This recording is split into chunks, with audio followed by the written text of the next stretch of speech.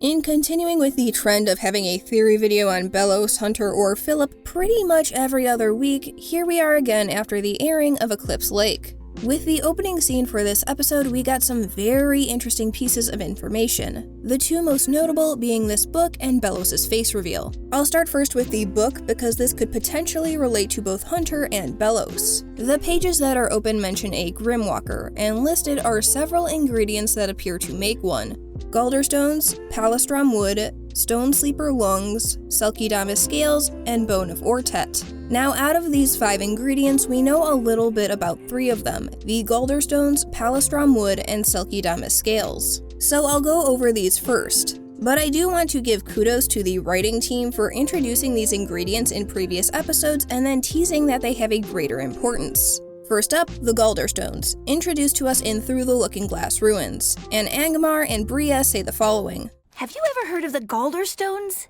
They're powerful relics. Many witches and demons have sought them. But they've all returned empty-handed, haunted by its guardian. Until us! We heard some Coven scouts talking about them. We also learned from Mathalamule that they power up spells, making them a material of interest for witches. But it seems that Belos has his own interests in them as well. After all, Bria did say that she first heard about them when overhearing Emperor's Coven guards. So it seems like Belos is trying to collect some for himself, according to the book, for the heart and power of a Grimwalker. Next, the palistrom wood, introduced to us in Hunting Palisman. And according to Hunter, the woods have been over-harvested. Now initially, I thought this was because the creation of Palisman uses wild magic, which is outlawed by Belos. So maybe the Emperor's Coven has harvested the wood to keep witches from making their own. And that could still be a possibility. But with seeing this book now, I'm wondering if it's been over-harvested because Belos is trying to make a Grimwalker and needs that material. Palistrom wood specifically being used for keratin, a protein found in hair, nails, and the surface layer of skin. The skin part being particularly interesting given Belos' face reveal later on, but I'll get into that in a bit. Next, the selkidamus scales. The selkidamus being introduced in separate tides. However, there isn't a specific use or an intended function in the book, but we do know that Belos did order Hunter to slay one in separate tides,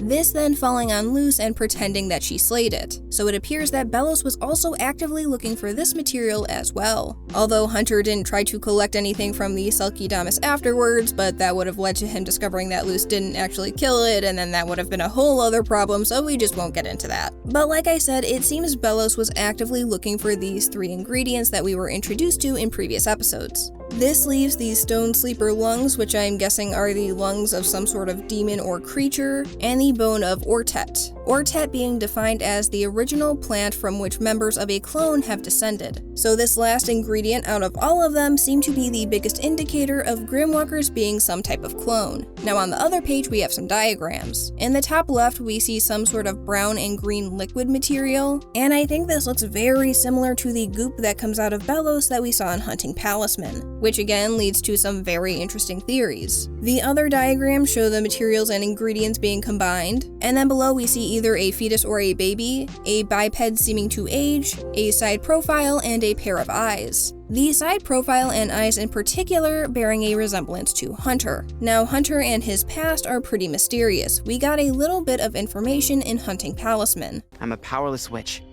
A lot of my ancestors were. I never thought I'd have a future in a world like this. But then, Belos found me and gave me a staff with artificial magic. Said the Titan had big plans for me. But this still seems pretty vague. Who and where was Hunter's family before? How exactly did Belos find him? And are the two actually related by blood since he refers to him as uncle? If this Grimwalker is actually some sort of clone, that would answer a lot of these questions. Mainly because I believe any memories he had could either be planted from creation or kinda like a situation with King, was given false information that Hunter believed to be true as he grew up.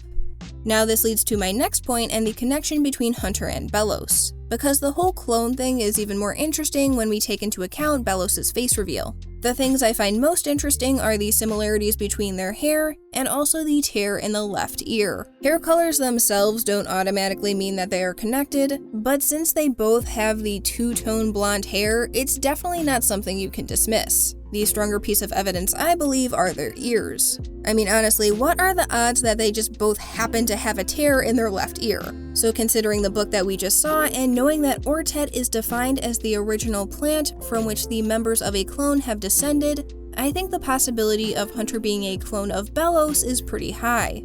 I mean, that would explain the physical similarities like the tear in the ear and the hair. Plus, Belos could probably plant or feed whatever memories he wanted in Hunter to manipulate him. After all, he brings up the notion of the Titan having big plans for Hunter, so Belos is probably going to use him as some sort of sacrifice or vessel for the Day of Unity. Any care that Belos may have for Hunter seems to be in a strictly pragmatic way of needing him to accomplish his goal and only looking at him as a necessary piece in the plan, which is probably why he emphasizes needing Hunter to stay safe for the time being. So Hunter being a clone or a Grimwalker would explain a lot regarding his past, potentially him being powerless, and his connection and similarities to Belos. But speaking of those similarities, there is the possibility that Belos is also a Grimwalker. I think there are two things that stand out. One, Belos, like Hunter, has not performed magic with any sort of spell circle, and Hunter was confirmed as being powerless. And two, the brown and green material shown on the page with the diagrams. Since Hunter is confirmed as powerless and that possibly being connected to him being a Grimwalker, then the question if the same applies to Belos is obvious. Neither have performed any spells with a circle like other witches do. Additionally, they both use staves that use artificial magic. So knowing that, Belos being powerless as well, and by extension a Grimwalker, is possible. The other thing is that green and brown liquid material shown on the page of the book. This definitely bears a resemblance to the goop that we saw Belos transforming into, as well as the streak that runs across his face. Now, there is no description for what this material exactly is. But from what we have seen with Belos, it definitely seems like it's some sort of curse, illness, or ailment, considering how he seems like he is in pain or exhausted when it flares up. But the streak across his face seems to be this ailment corrupting his regular self. Now, if Belos is a Grimwalker, he would presumably have palistrom wood as a part of him, the keratin, found in the surface layer of the skin. And perhaps that's why Belos uses palisman as a remedy for this ailment or corruption to keep it from spreading. However, like Ida's curse, I'm guessing it progressively gets worse over time. Now, what I am wondering is if the green and brown goop means that a Grimwalker is a failed clone, or perhaps reaching the end of their life cycle.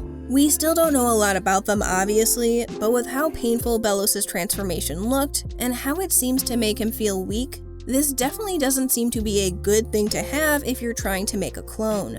And maybe that's why Belos created Hunter, to have a new vessel for himself made in his own image. But if Belos is a Grimwalker, who would Belos be the clone of? The most common theory right now is Philip. And I do have to admit, with the accent and long hair, it definitely makes me consider the possibility. If Hunter is a Grimwalker, he didn't pick up Belos' accent, but who knows, maybe not every single trait is inherited. Plus, language and speech is learned, so there is that aspect too. But we know that Philip was on the Isles in the 1600s. If he aged normally, he is long gone. But maybe through magic or other means, he found a way to alter his age, which is something Dana said is possible during her charity stream. Or perhaps he made one of these Grimwalkers that ended up being Belos. I mentioned it before, but Hunter may be a new vessel for Belos if his current body is starting to fail. Maybe Philip did something similar in creating Belos as a vessel. Now, something that I do want to point out here are Belos' ears. They are pointed, pun not intended, although they are much smaller than any other witches we have seen, which either means Belos as a Grimwalker was created with these ears, this is Philip and through magic or other means altered his appearance, like I said before, maybe some sort of vessel or fusion with a Grimwalker, or this is a descendant of Philip and a hybrid between a witch and human. The thing I find most interesting though is that Belos has said he has been to the human realm before. That would make Belos, Luce, Ida, Albert, Philip, and very briefly King and Lilith the only ones to travel there, that we know of at least. And Luce and Philip being the only humans that have done so. So the fact that Belos has been there before is very suspicious. After all, the portal and, as we learned, Eclipse Lake that contained Titan's blood were the only ways to get to the human realm, and Eclipse Lake is dried up. We don't know for how long, but that option has likely been out for a while.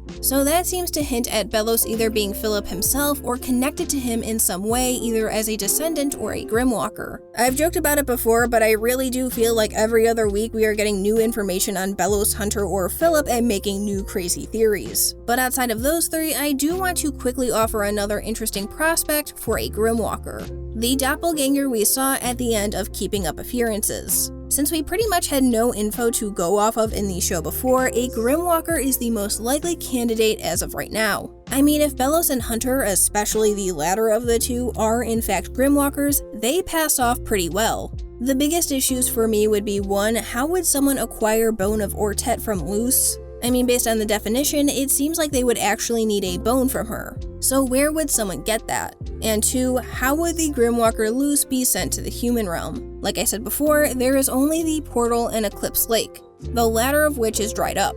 So that only leaves the portal, and I don't think Ida sent Luce back through at any point. Still, a Grimwalker is the closest thing that we have as an explanation for why a doppelganger of Luce is walking around. But the whole idea of cloning just adds a new layer of complexity to the whole Belos, Hunter, Philip thing, and I'm sure we'll continue getting little drops of information. But with only yesterday's lie left before we hit hiatus, I wouldn't be surprised if we got a few more little details as Luce continues to work towards finding a way home. Thank you so much for watching, I hope you have a fantastic day, and until next time guys, take care.